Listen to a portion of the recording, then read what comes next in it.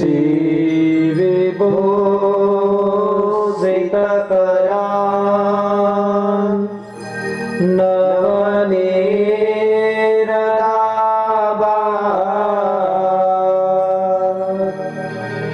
પીતાંબરાत् અરુણબિંબ બપલાતરોષાत्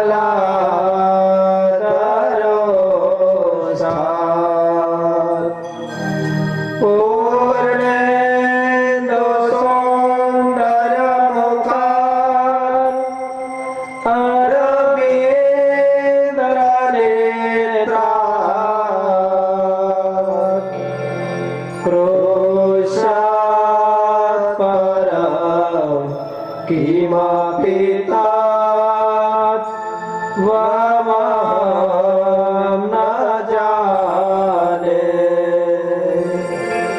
કૃશાत् પરં કિમપિ तात ત્વમહં ન જાને.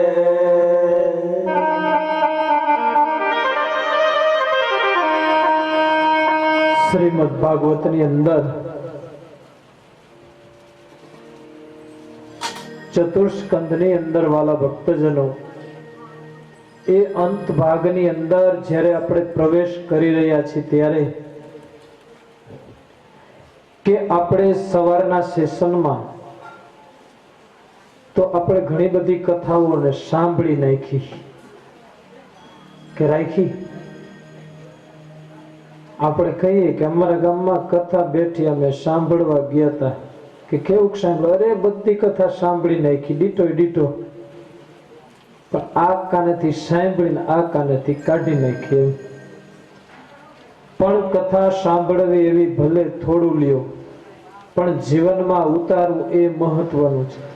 જેટલું તમે જમો છો, જેટલું રાંધું એટલું જમાતું નથી, જમો એટલું લોહી બનતું નથી, જેટલું લોહી બને તમે સત્માર્ગે વાપરતા નથી. તો એમ સરસ મજાની ભક્ત ધ્રુવની કથા વાળા ભક્તજનો મારે તમને તમારી પાસે રજૂ કરવી છે કે જે 5 વર્ષનું બાળક એ ઘરનો ત્યાગ કરીને જવા માટે તૈયાર થયું છે અને આપણે આપણી ડેલીનો ત્યાગ કરીને લીમડા ચોકમાં આવવા નથી માંગતા. ધ્રુવ તો ઘરનો ત્યાગ કરીને જંગલમાં જવા માટે તૈયાર થયો છે,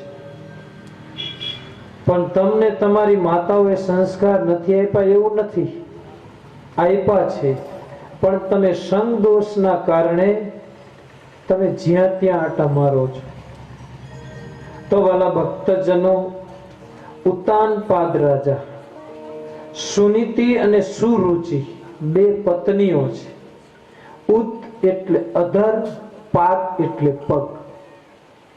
જ્યારે કોઈ પણ જીવ માત્ર માના ઉદરમાં આવે છે ત્યારે એના પગ અધર હોય છે અને મસ્તક નીચે હોય છે. આ એક ઈશ્વરનો ક્રમ છે. જેમ ચામાચીડિયાની જેમ 9 માસ સુધી લટકતું હોય અને એ માં જ્યારે ખાટું ખાય, તીખું ખાય, તરેલું ખાય, તમતમતું જે ખાતી હશે ને બાળકને જે વેદના થાય છે ત્યારે એ બાળક, અને બીજું કે પેલા કૃમિયાઓ હોય પેટની અંદર ત્યારે એ ચટકાઓ ભરતા હોય ત્યારે બાળકને 7 જન્મનું જ્ઞાન હોય, માના ઉદરમાં હોય ત્યારે ભગવાન એને 7 જન્મનું જ્ઞાન ધરાવે. ત્યારે વિચારે કે હું આ જન્મમાં કોણ હતો, પેલા જન્મમાં શું બનીને આવ્યો છું અને આ આટલી બધી વેદનાઓ હું સહન કરીને આવ્યો છું. ભગવાનને કહે છે કે હે પ્રભુ, તું મને આ અંધારી કોટડીમાંથી છોડાવ. ઉનાળાનો સમય હોય પછી પંખો આપણે બંધ કરી દઈએ, કુલર બંધ કરી દઈએ, એસી બંધ કરી દઈએ, બારી બારણાઓ બંધ કરી દઈએ, પેક. અમારા સંજયભાઈનો પ્રેમ એટલો છે ને, અમે અંદર બારણા બંધ કરી એટલે ઉનાળો છે કે શિયાળો અમને નથી ખબર, એવા પડદા નાખીને પેક કર્યું છે કે સંતોને ઠંડી ન લાગવી જોઈએ. એમ જો ઉનાળામાં એટલું પેક કરીને અંદર બેસી જઈએ તો આપણને કેટલી મૂંઝવણ થાય. ત્યાં તો નથી પંખો કે કાંઈ, અહીંયા બારી નથી મૂકવામાં આવી, કાંઈ જ નહીં. 9 મહિના સુધી એ બાળક ઊંધા માથે લટકે છે. ભગવાનને પ્રાર્થના કરે કે પ્રભુ મને આમાંથી તું જલ્દી છોડાવ. ત્યારે મહારાજ કે તું ધોરા દિવસનો ચોર છું, ઘણી વખત તું મને કોલ દઈ વચન દઈ અને તું સટકી ગયો છો, પણ આજે ફેર તું સાક્ષી લાવ. સાક્ષી જામીને સારા ગોતાયો. જો મોરા હોય ને ક્યારેય ખસી જાય તો આપણને ધંધે લગાડી દે. ત્યારે કે હું જામીન લાવું તો મને છોડશો ને? તો કે હા, તો છોડીશ. પણ એ સમયે દેવતાઓ પાસે ગયો છે કે મારા જામીન થશો? તો કે માણસનો શું ભરોસો, એનો વિશ્વાસ ન કરાય. ચંદ્ર પાસે ગયો. ચંદ્ર કે તારો કોઈ વિશ્વાસ ન કરાય. સૂર્ય પાસે, દેવતાઓ પાસે. ત્યારે એમના પાર્ષદો પાસે ગયા કે મારા જામીન થશો? અરે કેમ ન થવું, જામીન થવું હું. ત્યારે ભગવાને કીધું કે આને ગોતીને લાવવાની જવાબદારી પછી તમારી રહેશે. આ હાથમાંથી જ્યારે સટકો ને અંધારી કોટડીમાંથી, પછી એ માણસને જેલમાં પૂર્યો હોય, ઈ સટકી જાય જામીન થયા તો આપણે ગોતી દેવો પડે.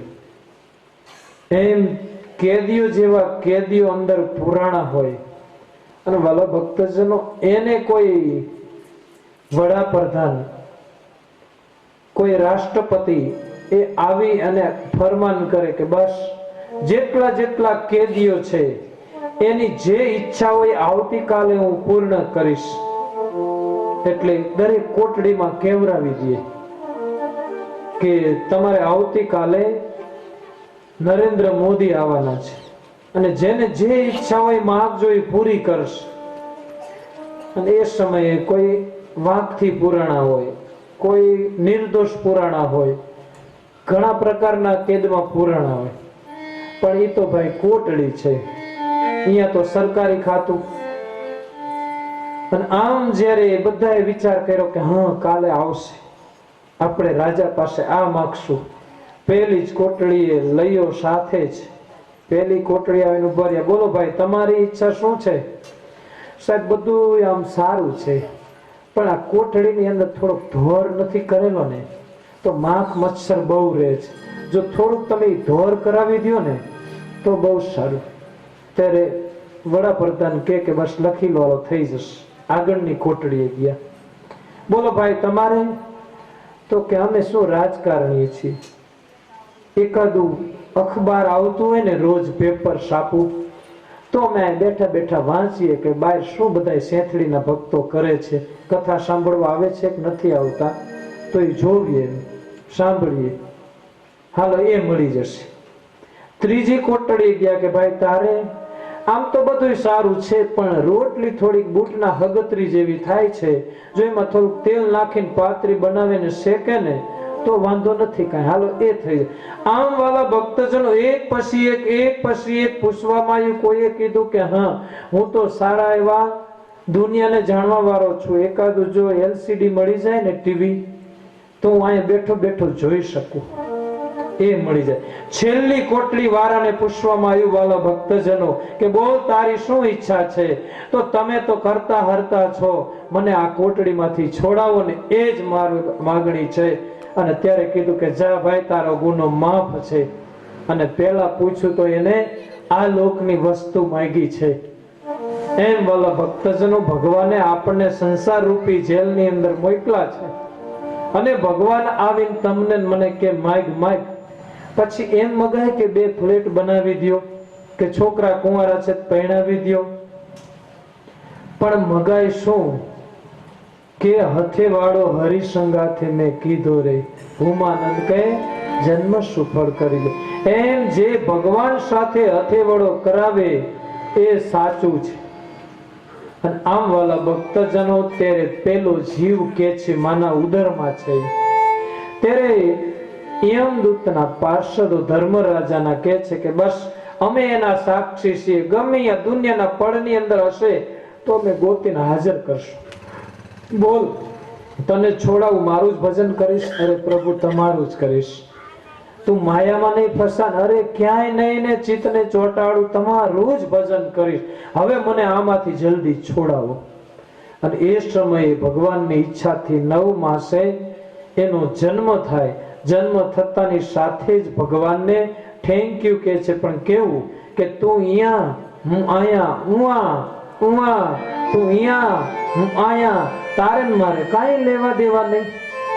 ત્યારે ભગવાન કહે છે કે દીકરા મારા, છેલ્લો વરઘોડો હજી અમારા હાથમાં છે, તારા હાથમાં નથી. તું ગમે અહીંયા જાને. અને એટલે કીધું કે માણસનો વિશ્વાસ ન કરે. તમારા આંગણામાં પશુ હોય, એને તમે વહાલ કરો ને તો એ નીચું મોઢું કરીને ઊભું રહે. બળદ હોય, ગાય હોય, અરે એટલું જ નહીં, પેલો બાર બજારમાં કૂતરો રખડતો હોય, તમારી જ બજારનું તમારો જ એઠવાડો ખાતો હોય, અને અડધી રાતે તમારા ઘરમાં જો કોઈ ખાતર પાડવા આવે ને ચોર, તો એ તમને સજાગ કરે. જાગો, ઠંડીના તમે સૂતા છો, ગોદડા ઢાંહાવીને તમારા ઘરમાં ઘૂસ્યા છે, અને એવા ઈ કારો કેળ મચાવે અને તમને જગાડી દે. શું કામ? આટલું એને ખાધું છે. તમારી આંગણામાં જે સાઈડ છે ને કૂતરાની, એમાંથી તમારા ઘરનો રોટલો. તો એ એવું વિચારે છે કે અમે જો તમારું કામ નહીં કરીએ ને તો પછી અમને તમારો રોટલો નહીં પચે. તો એવું ખાલી એક મૂંગું પ્રાણી તમે સૂતા હોય ને તમને જગાડે. પણ શાસ્ત્રો કે માણસનો વિશ્વાસ ન કરાય. તમારા જેવો ખેડૂત હતો, આ તો જેની જાનમાં બેઠા એને જ ગાણા ગવાય ને, કઈ થોડાક કઈ બોટાદના લાઠીદળ ના ગવાય. તમારા જેવો ખેડૂત હતો, ખેડ કરે છે. ઉનાળામાં ખેડે એને ખેડૂત કહેવાય. આખો ઉનાળો એ ડોટું મારે, આટા મારે, બજારે બેસી રહે, અને પછી દિવાળીએ કે કોનો ઢગલો મોટો. તો એ તો દિવાળીએ જેને ખાતર નાખ્યું હોય, ખેડ કરી હોય, જમીનને ઉલટ સુલટ કરી હોય, અને રાત્રિએ ચંદ્રની ઠરે, દિવસે તપે, અને પછી તમે એમાં વરસાદ થાય અને વાવેતર કરો ને તો મબલક પાક મળે. પણ આ તો આ દિવાળીએ પાક લઈ લીધો, તે આવતી દિવાળીએ જ્યારે ચોમાસું થાય ત્યારે વાવવા જવાનું, અને પછી ખરામાં કે કોનો ઢગલો મોટો. દેવતા એ તો જેને હાઈકું હોય એનો ઢગલો મોટો હોય. તું નથી ક્યારે ખેડ કરવા જ્યો, કંઈ જ નથી કર્યું, તો તારો ઢગલો ક્યાંથી મોટો હોય. એમ જ્યારે ઉનાળે ખેડ કરે ને આ જે લીમડો રહ્યો એવો લીમડો એના ખેતરના શેઢે હશે, એટલા વિસ્તારમાં બીજે ક્યાંય નહીં. ખેડૂત બરાબર સાતી હાકી અને બપોર વસાડેના ઘરના ભાત આપી ગયા, જમી કરીને સૂતો છે. પણ પેલો કાગડો કાક કાક કાક કરતો આવ્યો હોય. આને મારા જેવો હોય, કોક બોલે એટલે નીંદર નહીં આવતી હોય, મારે એવું જ છે. અને એ ખેડૂત જાગી ગયો, નીચે વળ્યો તો કાગડો ઉભો રહે. એટલું ચકોર પક્ષી છે, નીચે વળ્યો તા ઉડી ગયો. ખેડૂતે કીધું કે આ તારી ખબર પાડું. વળી લાંબો થયો છે ને સુતતા કાગડો આવ્યો કે કાગડાને કે ઉડી જા, ન કે જો પેલી ઝૂંપડીમાં કવાડી પડી છે, લાવીને આ લીમડો કાપી નાખીશ, પડશે તને આજ કવાડીએ પતાવી દઈશ. ત્યારે કાગડો એને વાચા થઈ કે તું હજી ઝૂંપડીમાં જા, કવાડી લાય, લીમડો કાપ, અને કાપે પડે ત્યાં ઉડી જાવ. અને કાગડા બહુ હોશિયાર હોય. તમે ઓટલા નીચે બેઠા હોય, ઓટલા ઉપર લીમડા નીચે, તો એને ધાર્યું હોય તો તમારી ઉપર ચંદનના અમી સાંટડા કરે, અને તમે આમ જોવો ને તો ક્યાં ગયો હોય કે ખબર જ ન હોય. તો આટલું પક્ષી ચાલાક છે. ત્યારે ખેડૂત કે ઉભો રે, તારી ખબર પાડું. આ તો તૃણની ઝૂંપડીમાં ગયો, પણ પેલી રોજડા ટોવા માટે બંદૂક ટીંગાતીશ. અંદર જઈ અને નારચું ધીરે લઈને બહાર કાઢ્યું, તાક લઈ અને ઘોડો પાડ્યો, પાડતાની સાથે કાગડાને ફૂકી નાખ્યો. ત્યારે કાગડો મરતા મરતા બોલ્યો કે માણસ બોલે શું કરે શું, એમાં લાપડે કોલ દઈને આવ્યા છીએ કે તારું જ ભજન કરીશ. હું રોડે નહીં બેસું, હું ઓટલે નહીં બેસું, પાનના ગલે નહીં બેસું, પણ જ્યાં કથા વાર્તા થતી હશે અહીંયા હું આવીશ. પણ છતાં જીવની કેટલી અવળાય છે. ભગવાનની દયાનો પાર નથી, જીવને અવળાયનો પાર નથી. અને આપણે સૌ વિચારીએ કે બસ બાળપણમાં તો મોજ કરી લેવાની હોય, અને યુવાનીમાં મોજ શોખ કરી લેવાના હોય, ગઈઢા થઈ એટલે ભજન કરવાનું જ હોય. પણ ઘરડા થાવ ત્યારે પડખું ફરવું હોય તો દીકરાને કહેવું પડે કે બેટા પડખું ફેરવાય ને હવે, તો એ તમે ખાટલાની દોરી તોડો કે પછી માળા ફેરવો, એ તો જે ગઈઢા હોય એને ખબર હોય. એને એક ઉમરો ટપીને, હવે સારું હે તમે બધા ઉમરા કાઢી નાખ્યા, નક એ વખતે પાણી પીવું હોય વડીલોને ત્યારે એ ઉમરો ટપવા જાય તેને પહાડ જેટલો લાગે. વૃદ્ધાવસ્થા એવી છે. પણ અત્યારનો જમાનો છે ને, ડેલીમાં બાપા સૂતા હોય, તૂટેલ ફૂટેલ ખાટલી હોય, એક ગોદડી પાથરેલી હોય, એક પાણીની માટલી હોય, બાજુમાં દવાની બાટલી હોય, અને પછી છોકરા કે બાપા આટલી મિલકત તમારી છે હવે. પણ જ્યારે પાણી પીવું હોય અને ડોહાને એક દોરી બાંધી દે, ટોકરો બેલ લગાવી દે રસોડાની બાજુમાં ઓસરીએ, ડોહો ડેલીમાં સૂતો હોય કે બાપા તમારે પાણી પીવું હોય તો એક વખત બેલ પાડવાનો એટલે પાણી આવશે, બે વખત બેલ પાડશો એટલે ચા આવશે, અને 3 વખત આમ બેલ પાડશો એટલે જમવાનું આવશે. ભલે દીકરાઓ, હવે ડોહાને આ ટાઈમે ટાઈમે ડોહો દોરી ખેંચા કરે અને પાણી આવે, જમવાનું આવે, ચા આવી જાય. હવે આ રીતે રોજનો ક્રમ. બાબા ડેલીમાં સૂતા છે.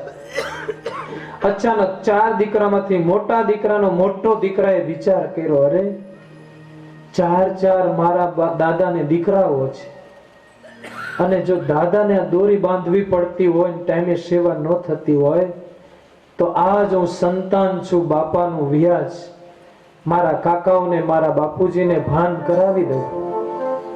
વહેલી સવારે દાદા તો બેઠા છે, વહેલી સવારે 4 પત્ની અને 4 ભાઈ ખેતરે વયા ગયા છે. છોકરાએ બેલ ઉતારી અને પેલું ચાર ભરવાનું ચારલું હોય ને એના નીચે સંતાડી દીધો, ટોકરો છોડીને. બપોરે આવ્યા બધાય, થોડોક સમય થયો એટલે બાપાએ દોરી ખેંચી, પણ બેલ થોડોક વાગે. છોકરાએ ઉતારીને સંતાડી દીધો છે તે છોકરાએ વિચાર કર્યો એ ડોહાના કે બાપા જ કેમ બેલ વગાડતા જ નથી, નહીં જમવું, લાઈ પૂછી આવી. કોઈ આમ અધર ન જોયું કે બેલ છે કે નથી, એમ કે દાદા નથી જમવું, કેમ બેલ પાડતા નથી? અરે દોરી ખેંચી ખેંચીને હાથ દુખવા આવી ગયો, બેલ જ નથી વાગતો. જોયું કે લે બેલ તો કોક ઉતારી ગયું હોય ટોકરો. બધા સભ્યોને ભેગા કર્યા, આ કોને ઉતાર્યો? એમાં મોટા દીકરાએ કીધું કે બાપુજી મેં ઉતાર્યો. કેમ? ઈ કે દાદા નકરો વગાડ વગાડ જ કરે છે, ઈ ફોડી નાખે, તમે ગઈઢા થાવ ત્યારે અમારે ક્યાં નવો લેવા જાવો? વિચાર કરજો, જેવું તમારા ઘરનું વાતાવરણ છે ને વાલા ભક્તજનો, એવું જ તમારી પાછળની પેઢી જોશે ને વિચારશે. અને એ જ સમયે નિર્ણય કરી લીધો, 4 દીકરાઓએ આજથી બેલ નહીં ટીંગાડવાનો, એક ભાઈને 4 માંથી દાદાની હાજર રહેવાનું, બાપા જે માગે એ હાજર કરી દેવાનું. તો જેવું તમે કરશો ને એવું તમારા છોકરાઓ ઘરની અંદર જોઈશે.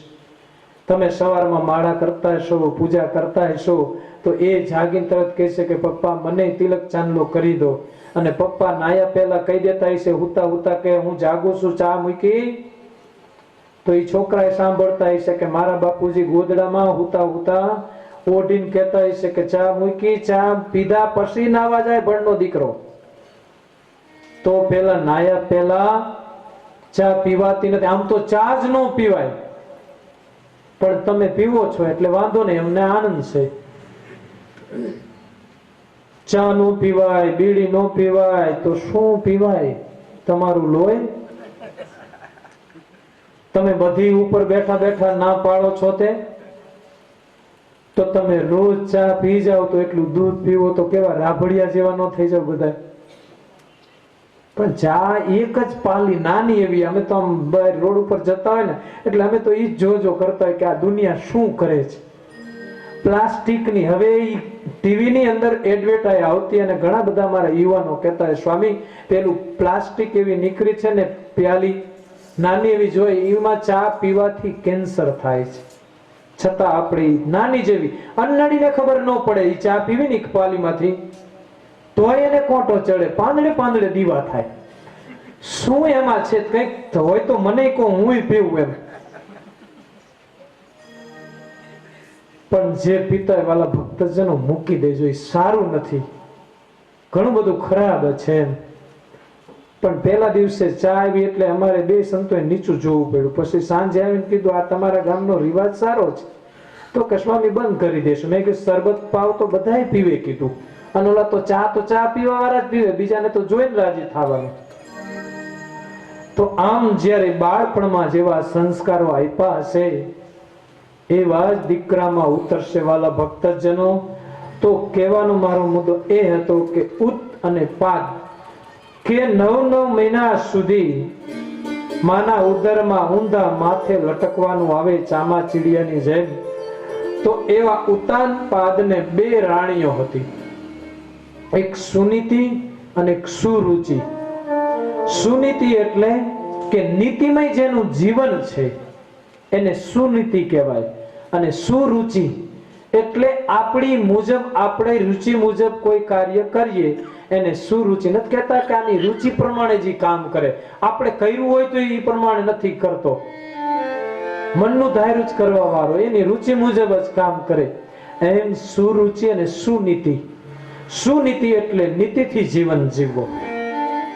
કે કોઈ તમે દુકાન નાખીને બેઠા છો તો કોઈ વ્યક્તિ એવો ભોળો આવ્યો છે તો પછી એના પ્રમાણે આપણે ખિસ્સા એના કાતરી લઈએ તો એ યોગ્ય નથી. નીતિથી જીવન જીવો, ધર્મમય જીવન જીવો. ધર્મ વસ્તુ સત્સંગી જીવનમાં બીજું જ પ્રકરણ એવું બતાવવામાં આવે છે કે ધર્મમય જીવન જીવો. ધર્મ એટલે શું? તો કે ધર્મે દેવું અને ધર્મે લેવું. પછી તમને કરોડો રૂપિયાનો ફાયદો થતો હોય અને તમને પેલી સબસિડી મળે કે પેલા માછલા પકડવાની જાત, એની ફેક્ટરી તમે નાખો તો એને શું યુઝ કરવાનો? માછલા જ મારવાના, એ લોકો લઈ જશે તો એમાં તમે પાપના ભાગીદાર છો. પછી બીજું કે એગ્રોની દુકાન નાખો, જે હોય ને અમારે બંધ કરાવી, પણ પછી તમે ખેડૂત છો, ચોમાસામાં વરસાદ થાય અને વરસાદ અનેક પ્રકારના થાય. અમુક વરસાદ એવો થતો હોય કે નકરા બસ ઈયળું ઉત્પન્ન થાય, વરસાદ એવો કડવો કે મીઠો અનેક પ્રકારના આવે, જેવા નખેતરીમાં એવા પ્રકારના વરસાદો થતા હોય અને એટલી બધી જીવાત પડે કે એની કોઈ સીમા નહીં. પાંદડા હોય એટલા બધા ખાઈ જાય, ખાલી આમ વરખડી જ રહેવા દે એવું બની જાય. ત્યારે ખેડૂત હોય ને ઈયળને પકડી બાકસ ખાલી હોય એમાં પકડીને લાવે, પછી દુકાને ટેબલ ઉપર મૂકે, ભાઈ આ જો ને આવી ઈયળું બહુ પડી છે, આ મરેલ એવી દવા આપ. પેલો પછી બોટલ ખોલી અને એક ટીપું મૂકે ને બે જોતા હોય તરફડીની મરતી હોય ત્યારે એમ થાય કે આ એ પૈસો શું કાયમનો. માછલા મારવા વાળો તો એની જારમાં આવે એને જ પકડીને મારે છે. એના પગમાં આટા મારતા હોય માછલા તો એ નથી મારતો, શું કામ? મારા શરણે છે. માછીમાર એવો વિચાર કરે છે.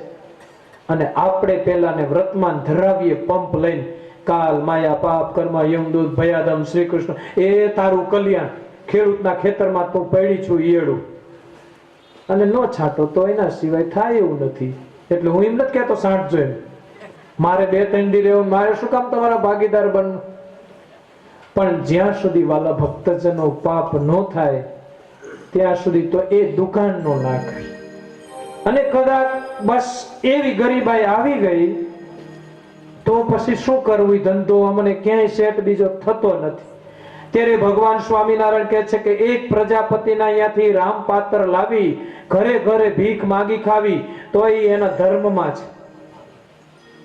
પણ આ પાપ તો કરવું જ નહીં. તમને કરોડો રૂપિયા મળતા હોય અને જો ધર્મ હશે કે આપણા ગામનું મોટું સરોવર પાણીનું ભર્યું છે તો પછી અહીંયા તમે એ સરોવર બોલાવે ત્યારે જાઓ છો.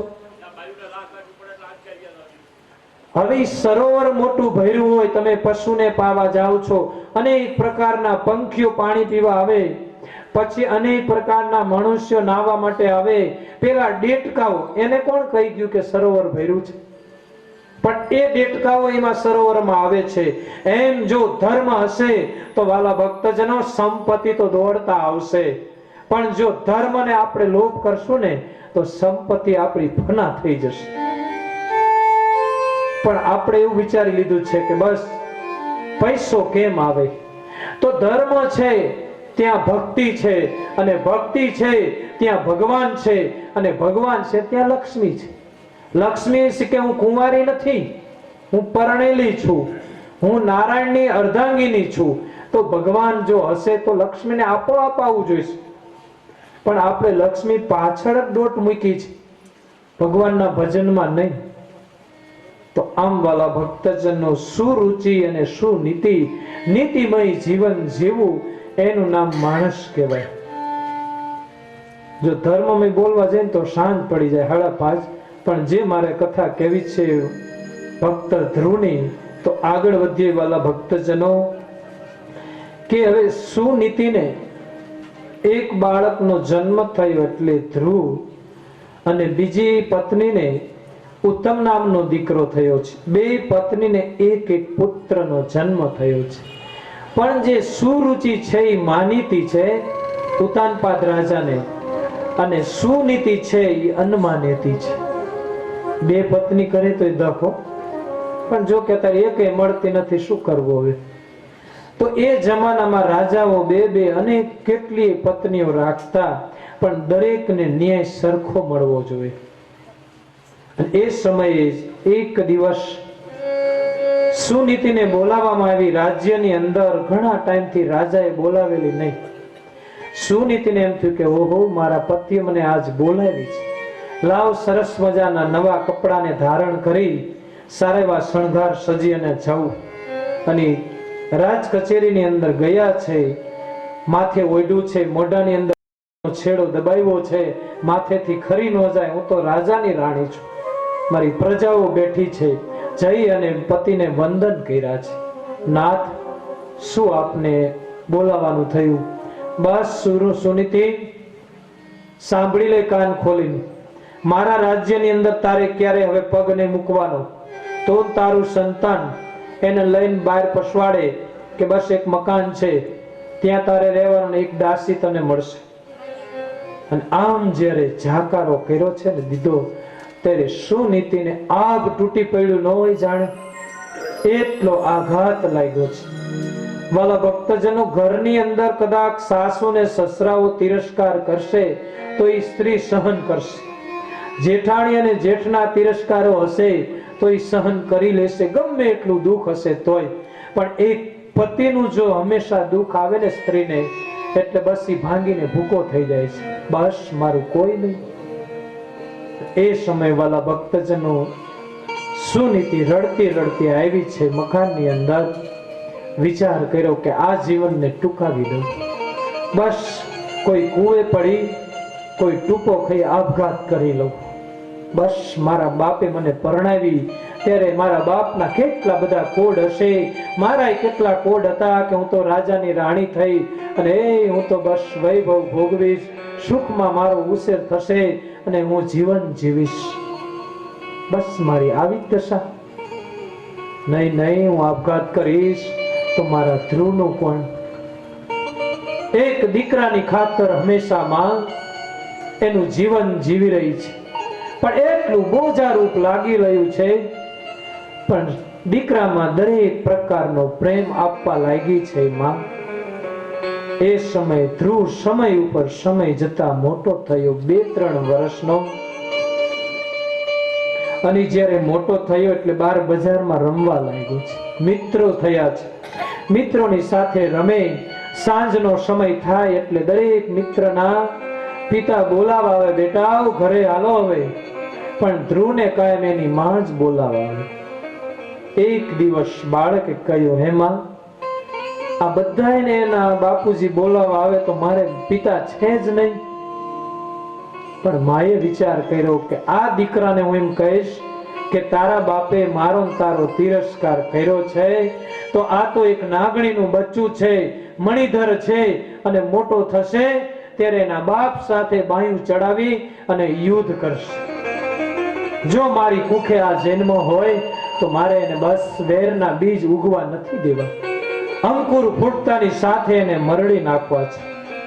કીધું કે બેટા, તારે બાપ છે ને? કોણ એમ કે નથી? નહીં માં, આ તો હું પૂછું છું તને. બેટા, તારા પિતા તો રાજા છે, અને તારા પિતાને કેટલાય કાર્યો કામકાજ હોય તો એ નવરા ન હોય બીજાની જેમ. બેટા એટલે હું તને બોલાવવા આવું છું કે પિતાજી મારા પિતાજી ક્યાં છે? અરે બેટા ગામની અંદર મોટો રાજમહેલ છે, ત્યાં રાજ કરતા હોય. તો માં એક વખત મારા પિતાને મને બતાવો ને. અને હર હંમેશ બાળક જ્યારે હઠ પકડે ને પછી છોડે નહીં. ત્યારે માં જો એટલી હોશિયાર હોય તો ગમે એમ કરીને એને સમજાવી દે. ત્યારે કીધું કે બેટા અહીંયા ન જવાય, તારા પિતા અખંડ કામમાં હોય એટલે આપણને બોલાવે ને ત્યારે જ જવાય. આમ સમય ઉપર સમય જતા ધ્રુવ 5 વર્ષના થયા છે. એક દિવસ રમતા રમતા રાજમહેલની અંદર જઈ ચડ્યા છે. જોયું કે હા, મારી માં કહેતી કે તારા પિતા તો રાજ સિંહાસન ઉપર બેઠા હશે, સુવર્ણનું સિંહાસન હોય, ગાદી હોય અને ઊંચા સ્થાન ઉપર બેઠા હોય. બેટા એ તારા પિતા હોય. આવું માં વારંવાર કહેતી એટલે આના મગજમાં એને ગાંઠ વારી લીધી. રમતા રમતા જઈ ચડ્યો પણ સુરુચિ બાજુમાં બેઠી છે. હવે એને વિચાર કર્યો કે હા, પેલી સોયકનો આવ્યો. આવી અને બાળકે કીધું, પિતાજી આપનો દીકરો ધ્રુવ તમને કહે છે કે તમારી ગોદમાં બેસાડો ને, મારો ભાઈ ઉત્તમ બેઠો છે તો મારે પિતાજી બેસવું છે.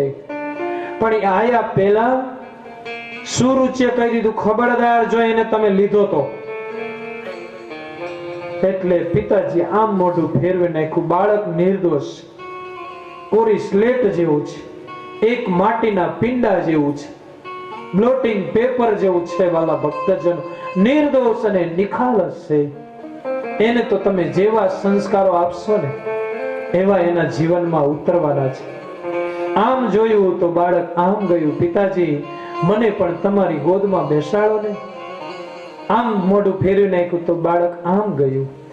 ત્યારે એની માથી રહેવાનું નહીં, એની જે સુરુચિથી કે ધ્રુવ તું કોઈ આ રાજાનો કુંવર નથી, તું તો સોયકનો દીકરો છું, દાસીનો છું. અને તારે જો બેસવું હોય ગોદની અંદર તો તારે મારી કુખે જન્મ લેવો પડે. પેલા તો વનમાં જવું પડે, સાધના કરવી જોવે, ભગવાન નારાયણ મળે અને એની પાસે તું માંગ કે સુરુચિની કુખે મારો જન્મ થાય અને પછી હું તને જન્મ આપું અને પછી આ ગોદમાં બેસવા મળે. હાલ હાલ તારા જેવા તો કેટલાય આવે. એમ કહી અને એક થપાટ મારી બાળક રડતું રડતું ગયું છે. બહાર આવ્યું, બજારમાં ઘરે આવે છે અને બાળક રડતું હોય તો કઈ માં એવી હોય કે એના બાળકનો રડવાનો અવાજ ન પારખી શકે. શું નીતિ બહાર આવી છે અને આવતાની સાથે જોયું, અરે મારો ધ્રુવ જન્મતાની સાથે ક્યારે રડ્યો નથી અને આજ રડે.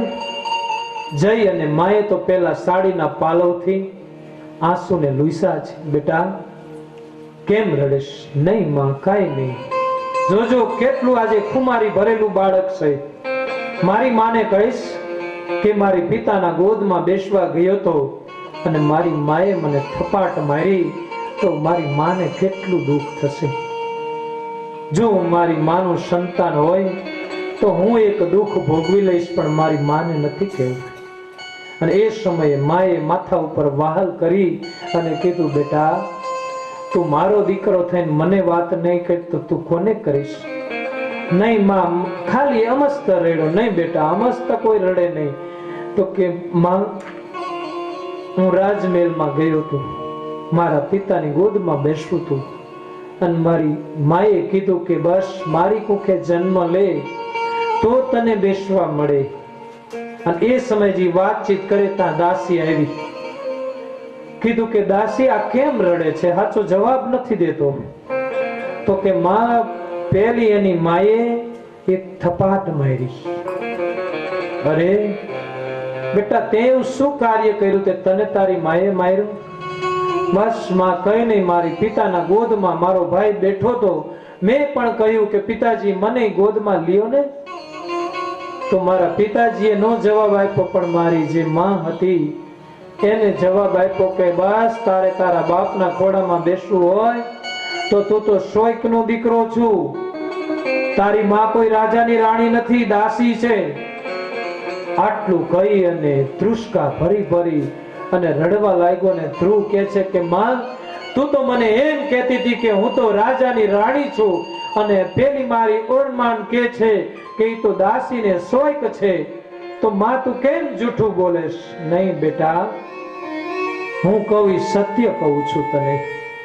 ત્યારે સુનીતિએ વિચાર કર્યો, અરે 5 વર્ષનું બાળક અત્યારથી એને જો આવા ઝેરના બીજ વવાઈ જશે એના જીવનમાં તો આ મોટો થશે ત્યારે શું કરશે? એ સમયે માએ કીધું કે બેટા, જેટલો જ મારો અધિકાર છે તારી ઉપર એટલો જ તારી ઈમાનો અધિકાર છે. તને એક થપાટ મારીમાં શું તારું પદ ખસી ગયું? એનો એટલો અધિકાર છે. તે તોફાન કર્યા હોય તો મારે એમાં શું? ત્યારે ધ્રુવ વિચાર કરે કે માને કીધું તો અવરું પડ્યું. પણ જ્યારે સુનીતિએ વિચાર કર્યો કે બસ જો મારી કુખે આનો જન્મ થયો હોય ને તો આને નારાયણ નો મેળાવું તો મારું નામ સુનીતિ નહીં. અને એ સમયે કીધું કે બેટા, તું મારો દીકરો, માં 7 વખત તારો દીકરો. તો બેટા ધ્રુવ, તારે બસ સિંહાસનમાં જ બેસવું છે ને? તો તારી માએ કીધું કે જંગલમાં જવું જોવે, ભગવાનની આરાધના કરવી જોવે. તો એ સાચું બોલી છે તારી માં. તું આરાધના કર, ભજન કર, તપ કર, પછી તને નારાયણ મળે. અને નારાયણ મળતાની સાથે તું માગીશ કે બસ મને રાજા બનાવો, તો તું રાજગાદી ઉપર બેસી શકીશ. બેટા, તારે જંગલમાં જવું જોઈએ.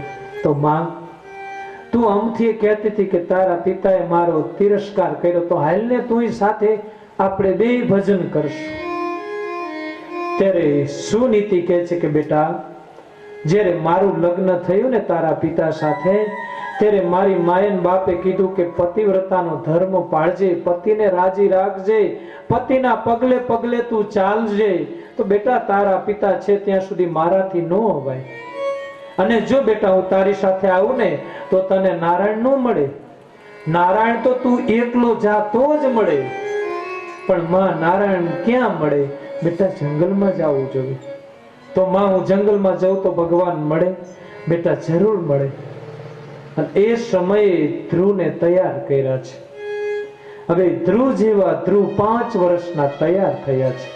પણ માએ વિચાર કર્યો કે એના જે હૃદયમાં પેલા વેરના બીજ વવાણા છે, એને કીધું ને કે તારી માં શોઈક છે, દાસી છે, એને કઢાવું તો જો એની માં સાચી. બેટા, તું જા ભલે, એનો મને કોઈ જ વાંધો નથી.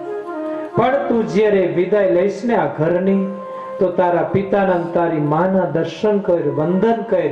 અને માતા પિતાના બે માના એક પિતાના જ્યારે આશીષ મળશે ને તને બેટા, ત્યારે ભગવાન ટૂંક સમયમાં મળી જશે. નહીં માં, એની પાસે તો ન જ જવું. મારી માને જો જે દાસી કહેતી હોય એનું તો મારે મોઢું નથી જોવું. પણ બેટા, તો તને ભગવાન નહીં મળે. માએ સમજાવી, ફોલાવી અને કહ્યું છે કે બેટા તું જા, હું સત્ય કહું છું. અને એ સમયે ધ્રુવ ગયા છે. વળી પાછું પેલે વિચાર કર્યો સુરુચિએ કે આ નખ તો આવ્યો છે, જો અત્યારે આવે ને તો 2 થપાટ છોડી દઉં. આવી અને કહ્યું, પિતાજી, હું વનમાં જાઉં છું. માં, મને આશીર્વાદ આપો, તમારા આશીર્વાદ લેવા આવ્યો છું.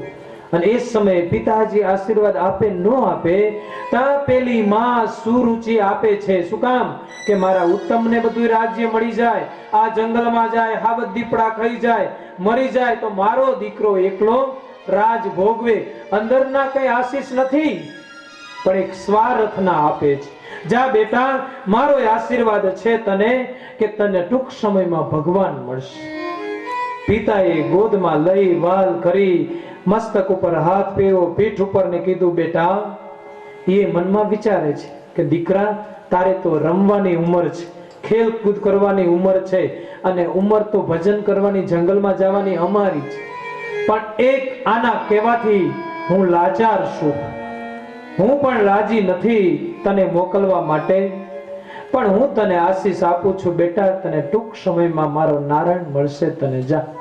બે માતા પિતાને વંદન કરીને આવ્યો છે. આવી અને માને વંદન કર્યા. માં, મારા પિતાના મારી ઓરમાણના દર્શન કરી આવ્યો. બે આશીષ આપ્યા છે. અને એ સમયે ધ્રુવની માં જેવી માં કે છે, બેટા હવે બસ છેલ્લે છેલ્લે આ માના ગોદમાં બેસાડી અને તને કોરિયા જમાડું પ્રેમથી.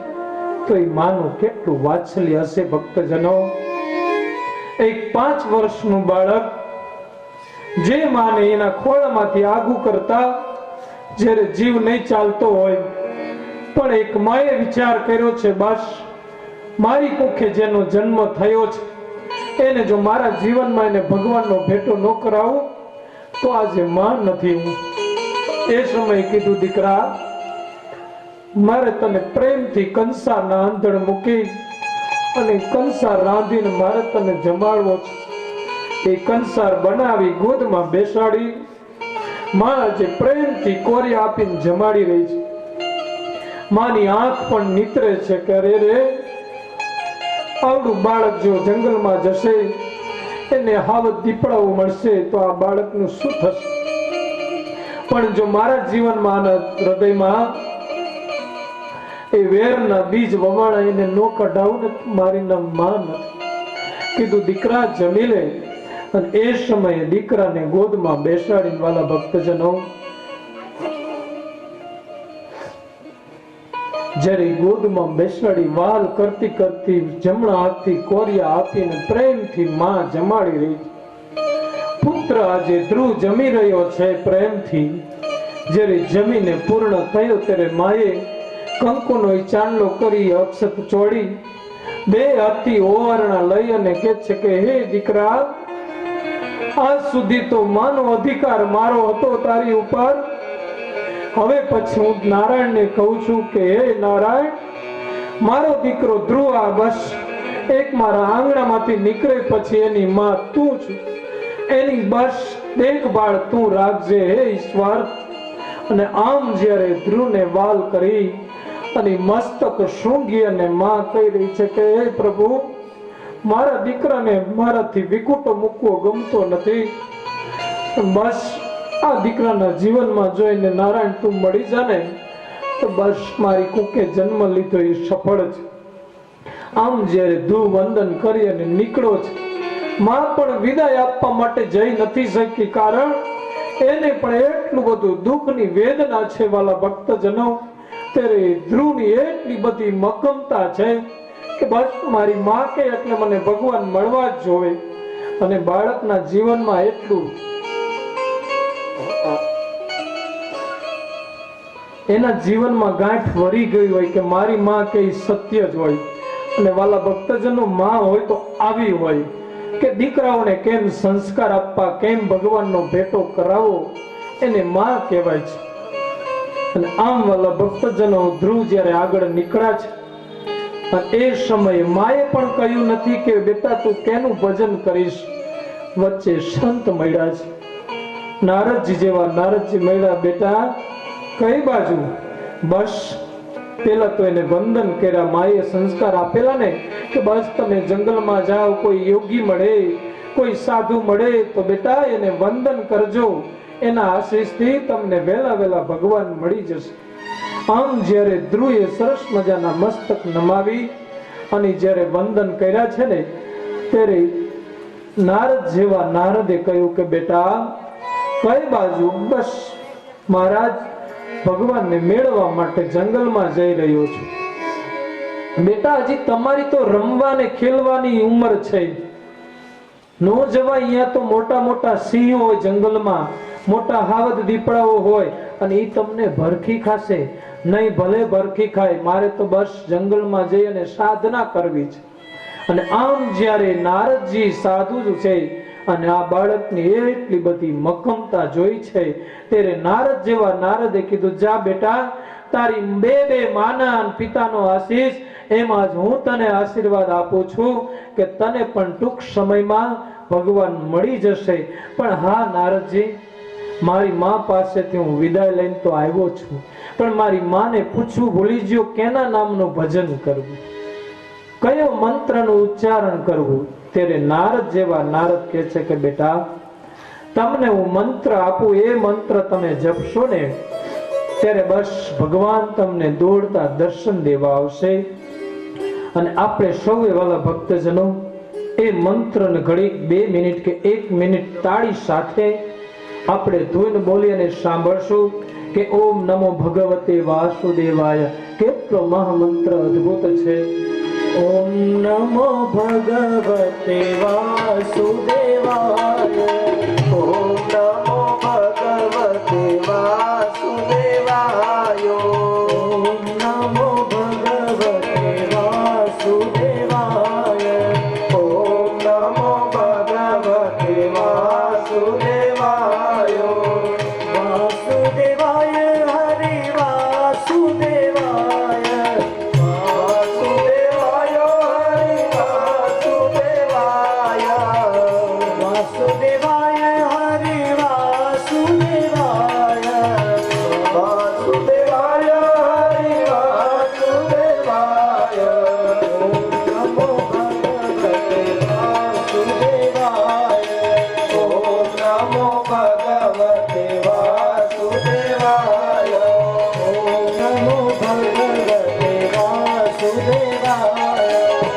ઓમ નમો ભગવતે વાસુદેવાય. વાસુદેવાય હરિ વાસુદેવાય. વાસુદેવાય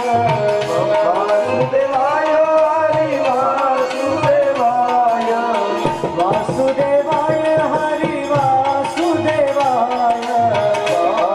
વાસુદેવાય હરિ વાસુદેવાય. ઓમ નમો ભગવતે વાસુદેવાય. ઓમ નમો ભગવતે વાસુદેવાય. ઓમ નમો ભગવતે વાસુદેવાય. ઓમ નમો ભગવતે વાસુદેવાય. વાસુદેવાય હરિ વાસુદેવાય. વાસુદેવાય હરિ વાસુદેવાય. વાસુદેવાય હરિ વાસુદેવાય. વાસુદેવાય હરિ વાસુદેવાય. ઓમ નમો ભગવતે વાસુદેવાય. ઓમ નમો ભગવતે વાસુદેવાય. ઓમ નમો ભગવતે વાસુદેવાય. ઓમ નમો ભગવતે વાસુદેવાય. ઓમ નમો ભગવતે વાસુદેવાય. ઓમ નમો ભગવતે વાસુદેવાય. આમ જ્યારે મંત્ર નારદજી આપ્યો છે કે બેટા આ મંત્રને તમે જપશો એટલે ભગવાન વહેલી તકે તમને મળશે. ને આમ નારદજીને વંદન કરી અને ધ્રુવ આગળ વધ્યા જંગલ તરફ.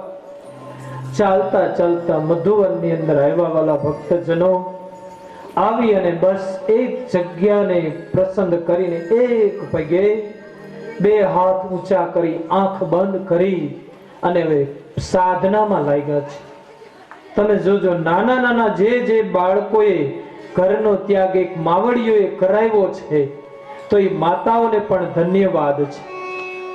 એક નાના બાળકને શેખ ફરીદ મુસ્લિમ જાતિ છે અને જ્યારે એની માં એને નમાજ પઢાવે પણ પેલી ચાદર પાથરી અને ચાદર નીચે પેંડા મૂકી દે 1-2 અને પછી કહે કે બેટા તમે ખુદાની બંદગી કરો ને તો ખુદા ભાગ આપે, પ્રસાદ આપે.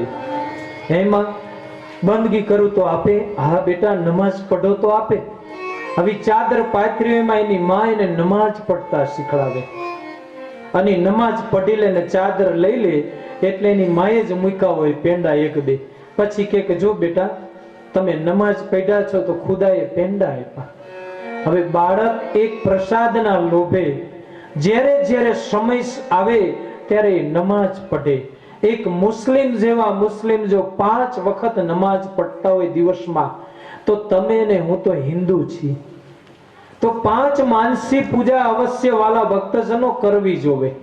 એક મુસલમાન જેવો મુસલમાન વિદેશમાં જતો હોય અને એને નમાજ પઢવાનો સમય થાય પ્લેનની અંદર તો એ રસ્તાની અંદર ચાદર પાથરી અને અલ્લાહ અકબર કરી અને જો નમાજ પઢતો હોય પ્લેનની અંદર કોણ હોય? મોટા મોટા અધિકારીઓ આ તે હોય માણસો અને આપણને કપાળમાં તિલક ચાંદલા કરતા શરમ થાય, તો તમે માનસી પૂજા કેમ કરવાના છો? મા બાપ 5 માનસી પૂજા અવશ્ય કરવી. ઈ સવારમાં જ્યારે પૂજામાં બેસીએ ત્યારે માનસી પૂજા, બપોરે ભોજન કરીએ ત્યારે માનસી પૂજા, અત્યારે 4 વાગે ઠાકોરજીને જગાડીએ ત્યારે માનસી પૂજા, સાંજના સમયે માનસી પૂજા, સૂતી વખતે માનસી પૂજા. આ એક આત્માનો ખોરાક છે. રાધાજીએ પૂછેલું કે તાંબા પિત્તળ માટી મંજન, જલકા મંજન વા. રાધાજી પૂછે કૃષ્ણને કે પતિદેવ મન કા મંજન ક્યાં હે? તાંબા પિત્તળ માટી મંજન કે માટીથી પાણીનો સંગમ થાય એટલે તાંબાના પાત્ર હોય, સ્ટીલના હોય કે પિત્તળના, એને માંજવામાં આવે, ઉટકવામાં, તો ઈ એટલા બધા ગંદા હોય તો સાફ થઈ જાય. અને જલકા મંજન વા એટલે પાણીની અંદર તમે વચોવચ કચરાનો ટોપલો નાખો તો એક પવનના તરંગે લહેર થતા થતા બહાર કિનારે વયો જાય કચરો બધોય, તો એ જલકા મંજન વા છે. અને મન કા મંજન ક્યાં હે પતિદેવ? આ મંજનને, આ મનને ઉટકવા માટે કયું એવું ઔષધ છે, કયું લિક્વિડ છે તે સાફ થઈ જાય? તો કે હરિભજન છે. તો આપણું મન એટલું બધું ગંદુ છે, તો એને ઉટકવા માટે હું તમે 7 દિવસનો પ્રયાસ કરી રહ્યા છે. આ કથામાં જે બેસશે એક કોલેજિયન, સરસ મજાની આવી કથા હશે, આગળ જ આવીને બેસે, પણ બેસે ખરો, અડધી કથા પૂરી થઈ ન થઈને ઊભો થઈને વયો જાય. સાધુ એક દિવસ બોલાયો કે ભલા અહીંયા કેમ તું અડધી કથા ચાલુ અને ઊભો થઈને વયો જાશ? બાપજી મને એમાં નથી ગમતું, તમે બોલો છો મને કઈ ખબર જ નથી પડતી, કંટાળો આવે છે. ત્યારે સાધુએ કીધું કે તને કંટાળો આવે તો તને શું ગમે? તો તમારા આશ્રમમાં કોઈ સેવા હોય ને તો હું સેવા કરું, એ મને કહો. ત્યારે સાધુએ કીધું જો પેલી સાવેણી પડી, સાધુ આશ્રમ વારી નાખો, હા એ કરું, એ મને ગમે છે, લો. અને સાવેરણી લઈને સરસ મજાનો આશ્રમ વારી નાખ્યો, પોતા કરી નાખ્યા. સાધુને કીધું કે હવે તો બસ, હવે શું, હવે તમે આ જે ટોપલો પડ્યો એ ગંગા કિનારેથી ભરી આવો પાણીનો. વાંસનો ટોપલો હતો. આ તો ભાઈ કોલેજિયન છે, તમારું પાણી ઉતારી દે, અને એ પાણી જો ઉતારી દે તો ઈ ટોપલો ભરવા જાય. પણ એક સાધુમાં એને નિષ્ઠા હતી. હવે સાધુમાં નિષ્ઠા છે, અને એ સમયે જ્યારે ટોપલો લઈને ગયો, નદીમાં જબોડ્યો, ઊંચો કર્યો તો પાણી બધું સ્રવી ગયું, ઢોરાઈ ગયું. વળી પાછો ભર્યો, વળી ઢોરાઈ ગયું, ખીજાણો. નદી કિનારે આવીને ઊંધો નાખ્યો ટોપલો. આ સાધુ નવરા બેઠા, આમાં કોઈ દી પાણી રે? પણ સાધુ કે કદાચ રે ખરું, લાઈને જોવા દે ને. વળી પાછું 2-3 વખત ટોપલો ભર્યો છે પાણીનો, પાણી નીકળી ગયું. આવ્યો પાછો આશ્રમમાં, અરે તમારું મગજ ફર્યું છે કે શું? આમાં પાણી રે? સાધુ કે જો પાછો હામો બોલે પાણી રે, જેમાં શું કામ ન રે, જા ભરીએ ફરીથી. કદાચ સાધુ કે એટલે રે. પાછો ગયો, ટોપલો આવ્યો એમને ખાલી લઈને. હવે તમને મા બાપ પૈગે લાગુ કે મને પાણી ભરવા ન મોકલશો, આમાં પાણી નો રે. સાધુએ કીધું પેલી વખત ભરવા ગયો ત્યારે કેવો હતો?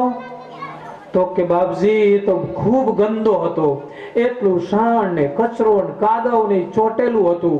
તો અત્યારે કેવો? તો કે એકદમ ક્લિયર, ચોખ્ખો થઈ ગયો.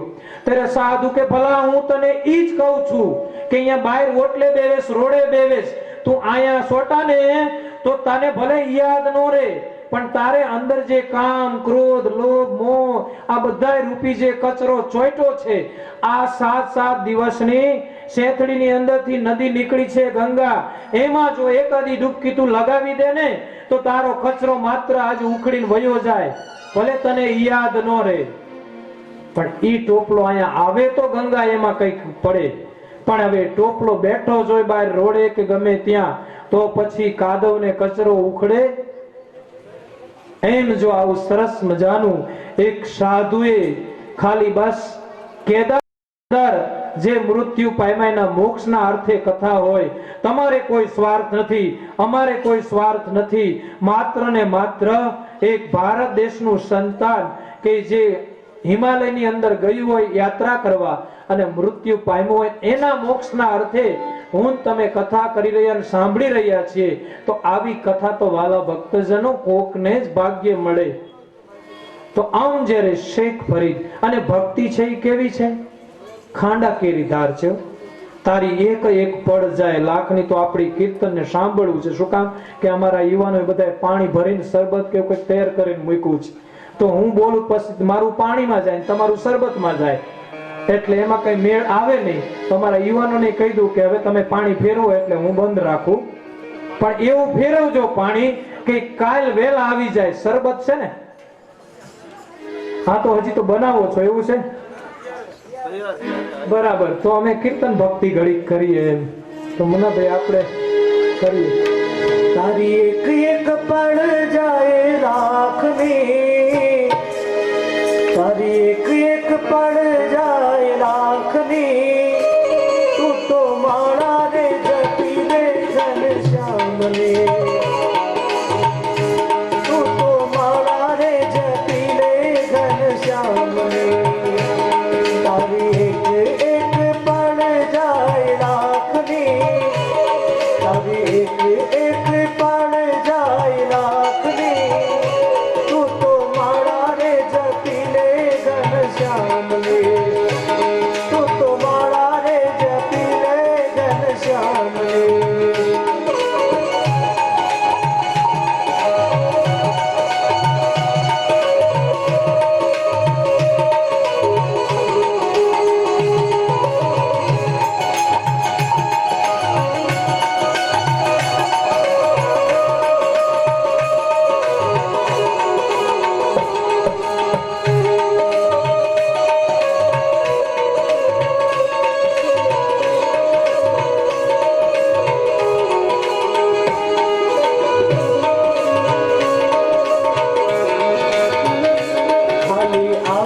ખાલી જાશો,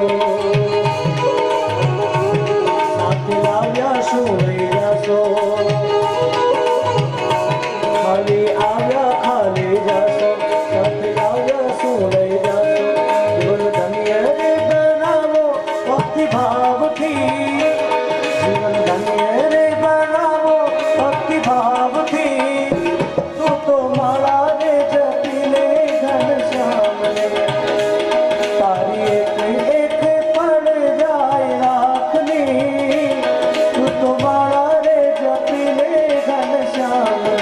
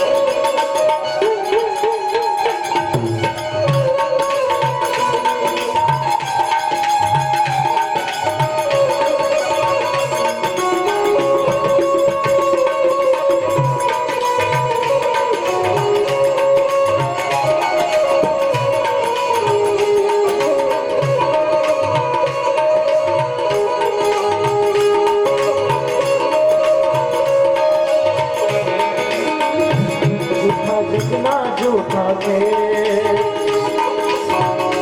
મનવા મારું તારું ને, જૂઠા જગના જૂઠા કે મનવા મારું તારું ને, તું તો છોડી દેને ચિંતા આખા ગામની, તું તો છોડી દેને ચિંતા આખા ગામની, તું તો માળા રે જતી રે ઘનશ્યામની. તારી એક એક પડ જાય લાખની, તું તો માળા રે જતી રે ઘનશ્યામની.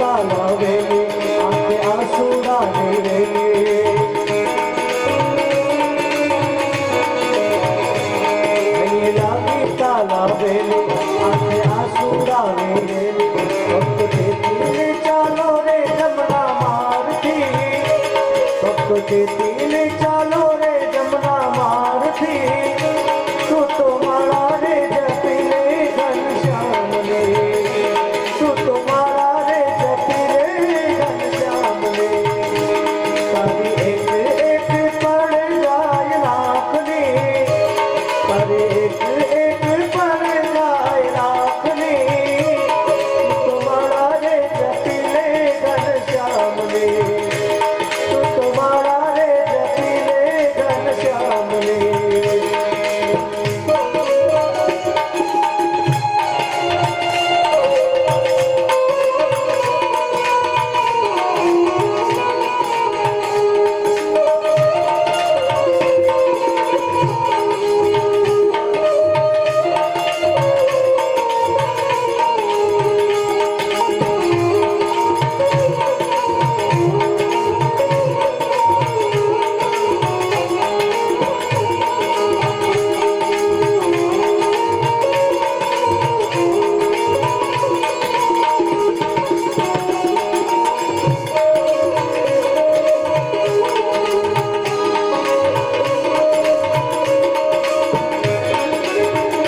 भक्ति खाना तेरी दात सिद्ध उतरू तू गोपाल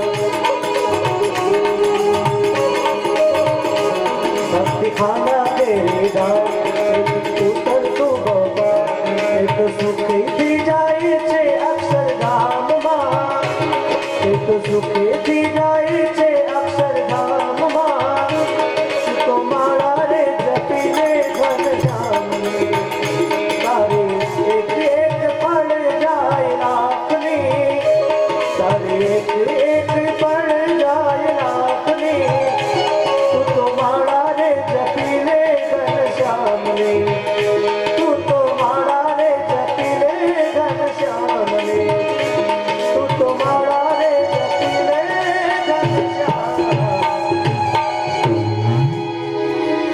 ભક્તિ ખાંડા કેરી ધાર છે તે શૈલી છે માળા ફેરવી માળા ફેરવી એ એક પણ તપ છે ભક્તિ કરવી એ તો એ સામાન્ય વ્યક્તિને નહીં અનેક પ્રકારના અનેક જન્મોના પુણ્ય ભેગા થાય છે ત્યારે એ ભજન કરી શકે છે કઈ એવું સહેલું નથી આ સભા મંડપની અંદર બેસવું ત્યારે શેખ ફરીદની માં વારંવાર એને નમાઝ પઢાવી એક દિવસ શેખ ફરીદે કીધું હેમાં ખુદા ક્યાં હોય કાયમ માટે ઈ નીચે મૂકી જાય ચાદર નીચે એક દિવસ પેંડા તો બીજા દિવસે જલેબી ત્રીજા દિવસે ટોપરા પાક તો આ ખુદા ક્યાં રહે છે બેટા એ તો જંગલમાં રહે છે જોજો જે માં એવી સંસ્કારી છે તો એ બાળકને બસ ભગવાન સુધી પહોંચાડ્યા છે અને ઘણી માં એવી હોય છે કે બેટા આ તારી વાડી આ તારી ઘોડી આ તારો મામો આ તારો કાકો આ તારો માસો આ તારી માસી આ બધાય માયાના શબ્દો છે આ લોકના છે એમાં એને બંધન થાય છે પણ બંધનમાંથી એને છોડાવો તમે તો કુવામાં ઉતર પેલું રીસ હતું પછી કોઈ બ્રાહ્મણ કોઈ માણસ હશે જંગલમાં ગયો છે આ પહેલાના જમાનાની વાત પછી એની કેડે વાંસળી રૂપિયાની બાંધેલી અત્યારે એ પાકીટ થઈ ગયા છે પેલા એ કોથરી આવે લાંબી લાંબી સીવેલી અને કેડે બાંધી હોય આ મને જોયું કે હા પેલું રીસ આવે છે અને ભૂખ હોય છે 2 દિવસ એવું આવે છે કે હાયલો હવે મારો પ્રાણ ગયો પણ આ એટલો ખાધેલો ને અને જે રીસ દોડતું દોડતું આવતું તો એના સામે દોડ્યો છે દોડતાની સાથે એના કાન પકડી અને માથે બેહી ગયો અને રીસ એટલું તરફડિયા નાખે તો કાન મૂકે નહીં હવે આ 4-5 કલાક સુધી આ તોફાન કર્યું રીસે અને પેલી જે વાંસળી હતી ને રૂપિયાની એની છૂટી જઈને ઢોરાઈ ગઈ એમાં કોઈ બ્રાહ્મણ નીકળ્યો અહીંયાથી અને કીધું કે ભલા આ શું કરેશ અરે ભલા માણસ આ દેવતાએ રીસ છે અને તું આવ્યો એટલે આ રૂપિયા શેરતું તું બંધ થઈ ગયું તો બ્રાહ્મણને તો લોભ હોય એટલે કે તો મને પકડવા દે ને એમ નહીં આ દેવતાએ રીસ છે તું આ પેલા જે મેં રૂપિયા શેરાવ્યા છે ને એમાં મારી કેડે વાંસળી બાંધી એમાં ભરી દે ને બાંધી દીધી પછી જો આ રીસ એવું છે કે બે વ્યક્તિ જ્યાં સુધી દેખે ને ત્યાં સુધી પૈસા ન શેરે. હું દૂર ને દૂર વયો જાઉં, દેખાવ નહીં, પછી કાન મળવાના, કઈ વાંધો નહીં. પેલો બામણ એવો ખાધેલો તો ચોખા ઘીના લાડવા જેવો, અને એવો બે ગયો ચકડાવી, આને તો હવે આ પાછી કરે, દોડતો ને દોડતો ગયો છે, બંધ થઈ ગયો દેખાતો, એટલે આને કાન મળ્યા. અને ઓલાએ 5 કલાક તો ખીજવાડ્યું છે, અને પાછું ખીજાણું. હવે પૈસા નો શેરે, એ તો અહીંયા શું શેરે એને જોવાનું હોય. અને એ જ્યારે ખીજાણું એને મારી નાખ્યો, હાથમાંથી છૂટી ગયો ને એટલે. તો એમ મારો કહેવાનો ભાવાર્થ એ છે કે તમને તમારા બાપાએ કાન પકડાવ્યા રીસના, કે અમે ખાલી કુવામાં અમે પૈણાને ઉતરાને અમે હેરાન થઈ છીએ, તો અમારા છોકરાને કાન પકડાવીએ, ઈ સીનો બાકી રહી જાય. અને પછી તમે પકડ્યા પછી એને પકડાવો, પણ તમે એને કીધી એમ કીધું કે બેટા તું 20 વર્ષનો થયો છો, 2 રસ્તા છે તારી માટે, એક હરિહરિનો અને એક હાય હાયનો, એક ત્યાગ આશ્રમ અને એક ગૃહસ્થાશ્રમ. બોલ તારે કયો આશ્રમ અપનાવવો છે? બેટા હજી તારા હાથમાં બાજી છે, તું સમજી જાતો, અમે તો હેરાન થઈએ છીએ, પણ તમારે 4 હોય ને તોય રજા ન આપો. અમારા ગોવિંદ ભગત જેવા કોક જ હોય એવા બિરલા પુરુષ કે જાઓ બેટા તમે ભજન કરતા હોય તો અમને આનંદ છે, પણ એ 3 પેઢીએ વારો આવ્યો છે. કઈક એમના ઓલામાં ગયા હતા, એને પાછા લઈ આવ્યા, પાછા એમના ભાઈ કે ગોવિંદ ભગત જે હતા એમને પાછા લઈ આવ્યા, એમનો દીકરો ગયો છે, અને અત્યારે એ પણ સાધુ તરીકે પાર્ષદ તરીકે ભજન કરી રહ્યો છે.